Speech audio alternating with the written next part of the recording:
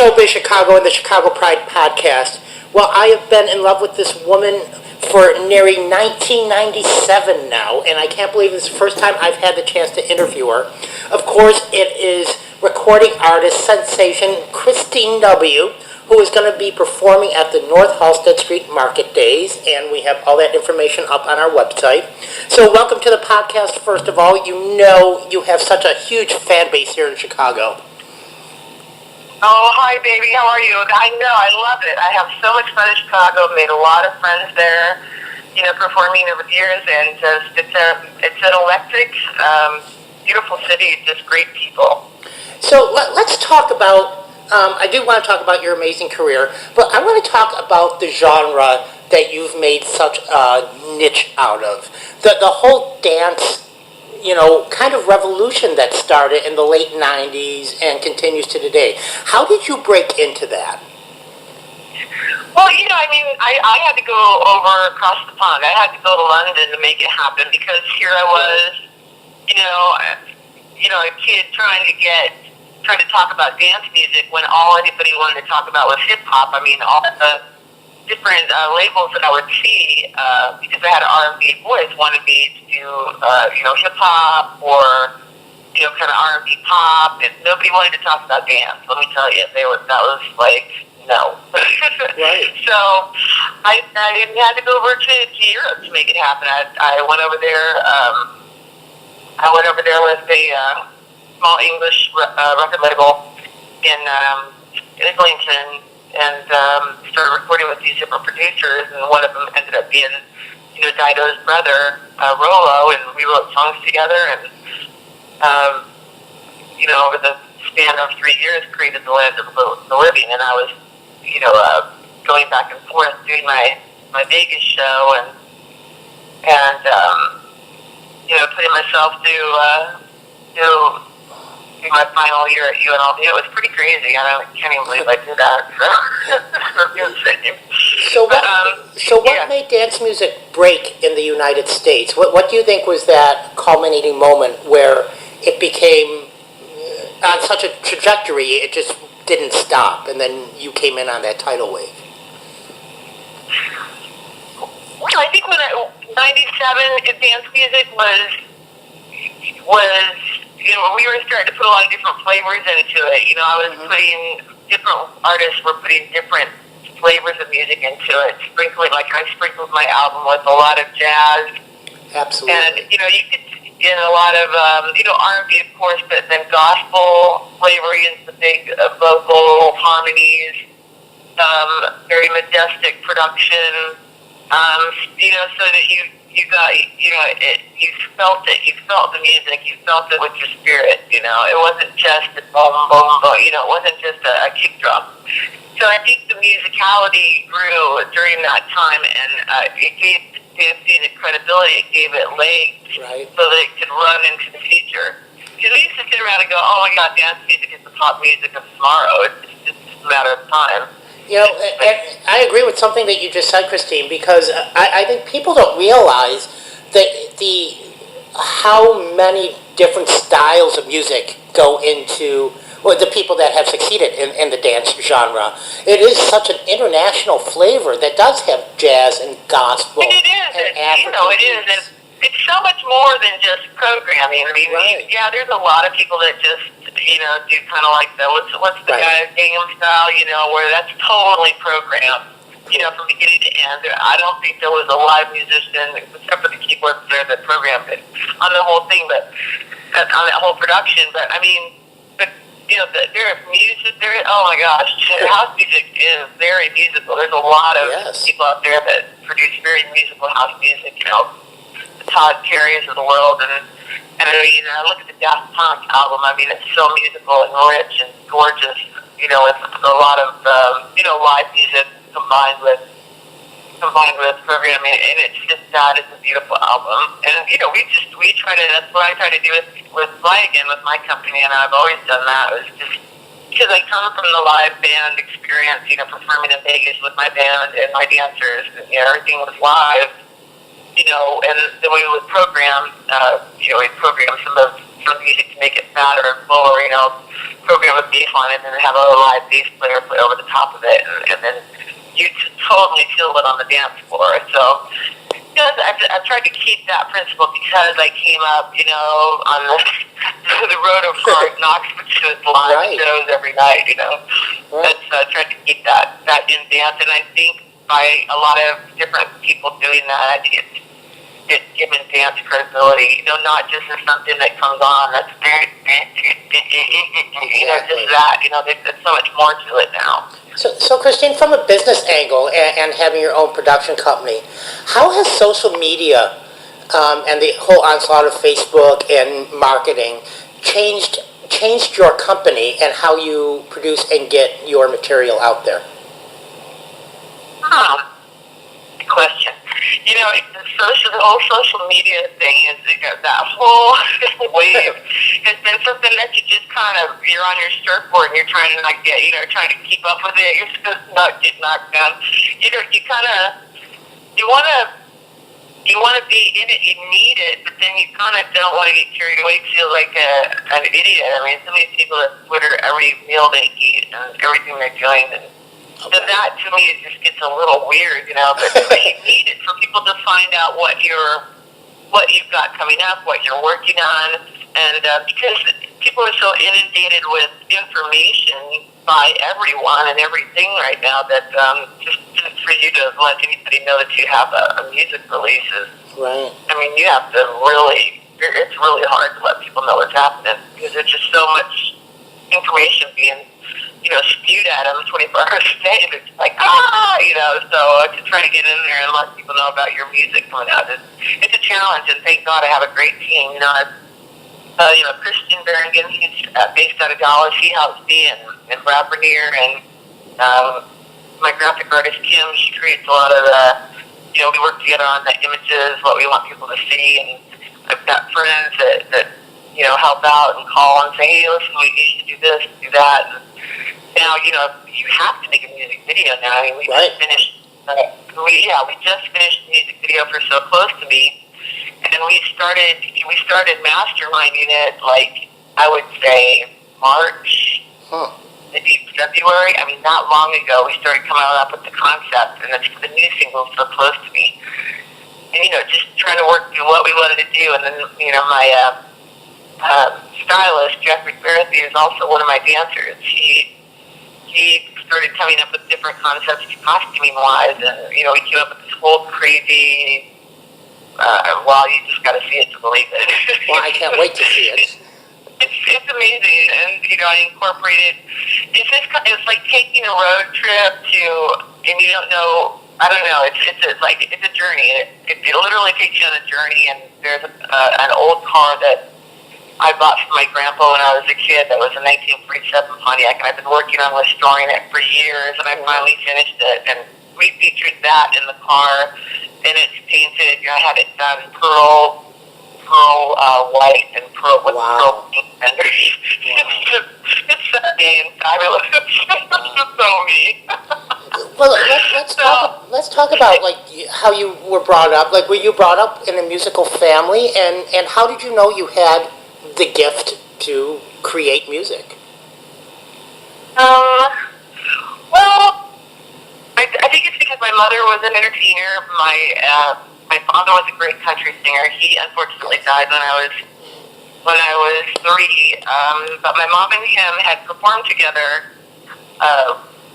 at different rodeos and talent associations. My dad was a farmer. My grandparents are all farmers from Washington State, Eastern Washington, and so they would, they fell in love over music because they both loved to sing and they both played guitar. And so when they got married, they ended up doing special events together, playing guitar. And then my dad passed away really young and quickly, and nobody really knows for sure exactly why he died so young. But they just. His insides, he bled to death. He ruptured, one of his organs ruptured. Nobody knows exactly why.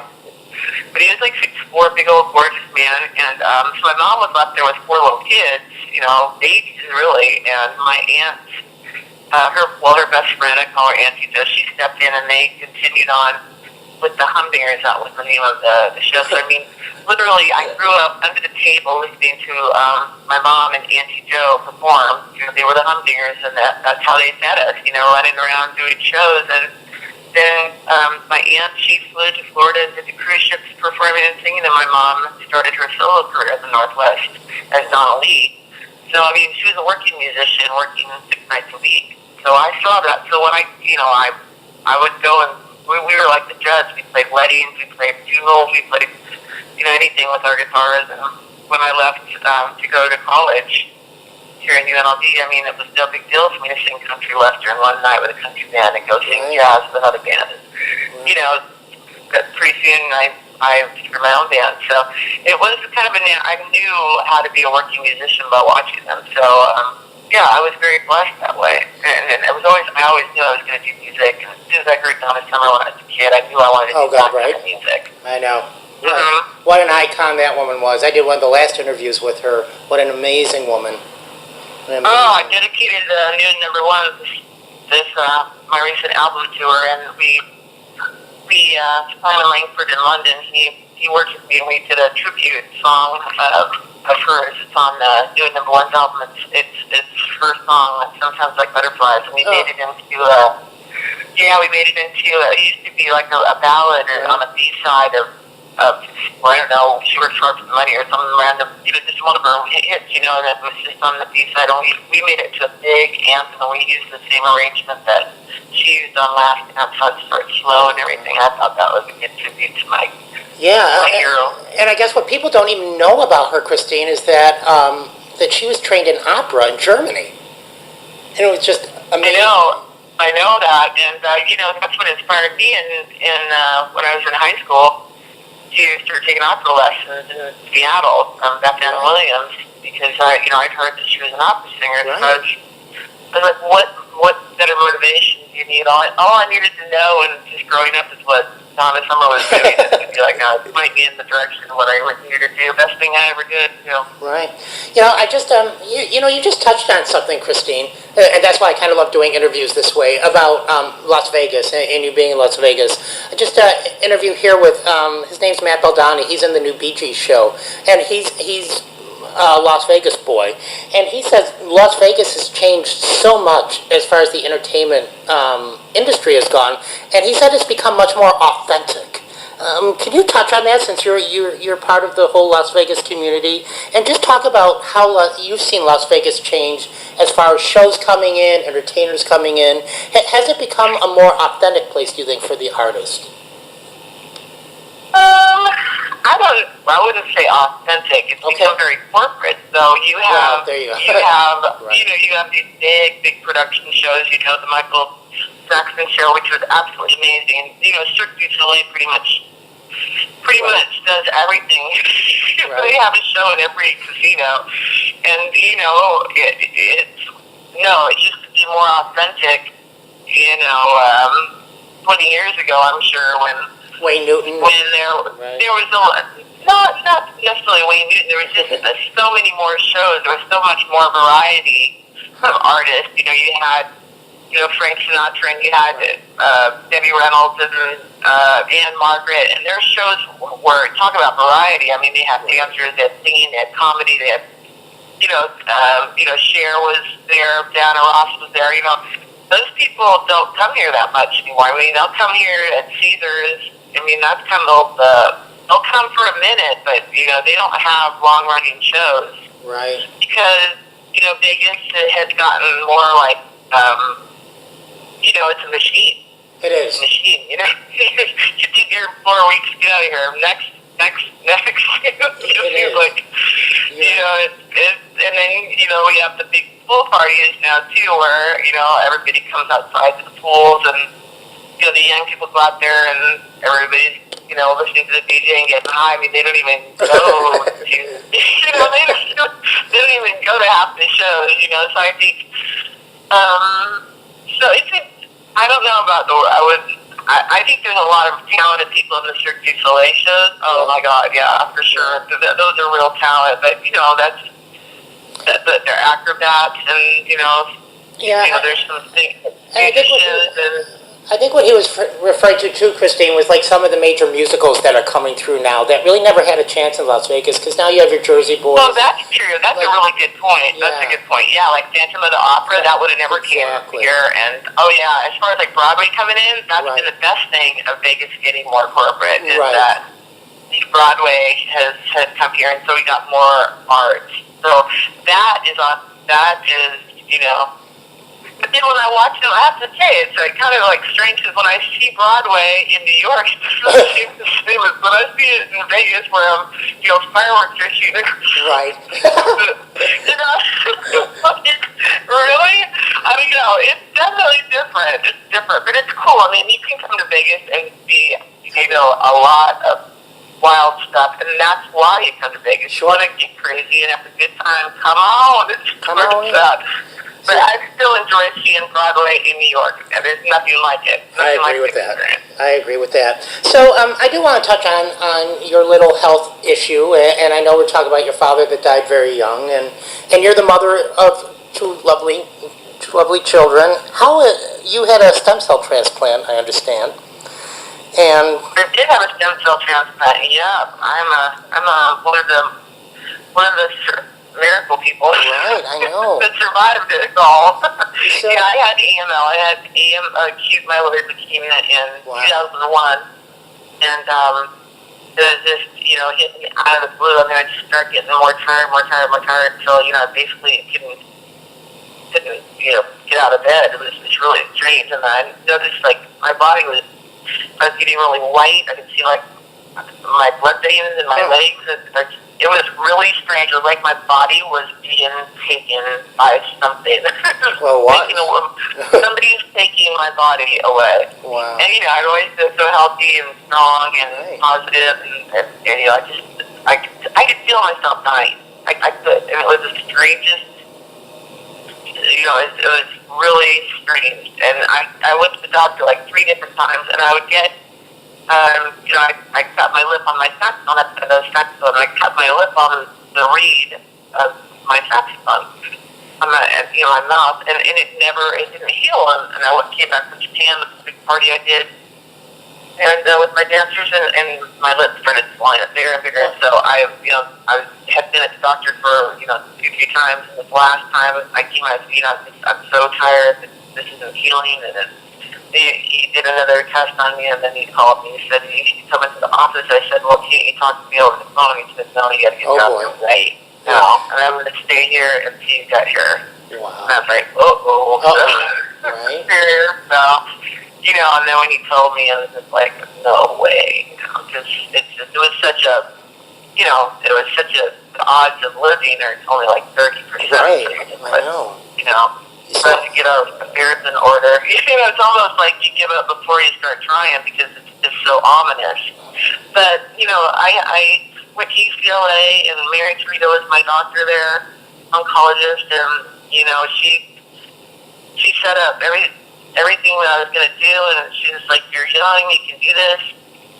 You got to do this. You got two babies. You got to do this." Wow. And then I thought about my mom, and I was like, "Wow, my mom raised 4 kids, by herself. She made it happen. She was very inspirational to me. She was always a power woman. So I thought, hey, I gotta rock this, and also, I can't be singing about living in the land of the living, alive, and be dead. I gotta get to this party together. So Exactly. I was at UCLA for a year. Wow. Over a year. I moved to California, and my kids, we all just rented an apartment in the Marina Del Rey area, and moved there, and just, I'm just gonna keep. I gotta do this all the way. So how did that, Kristine, affect both your relationship with your kids? Because that's a life-changing, it's a life-altering event. How did that change your relationship with your kids? And then how did that change your relationship with your music?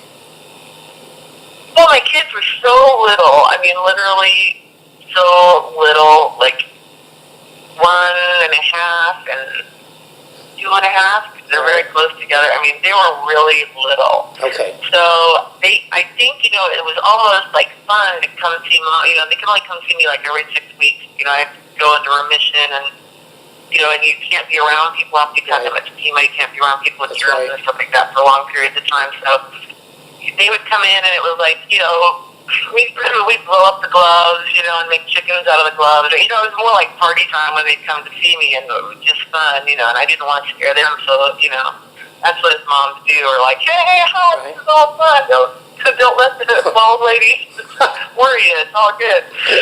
So, you just do what you got to do, and we are very tight. We're very tight, but with or without the illness, we would have been tight, because, I mean,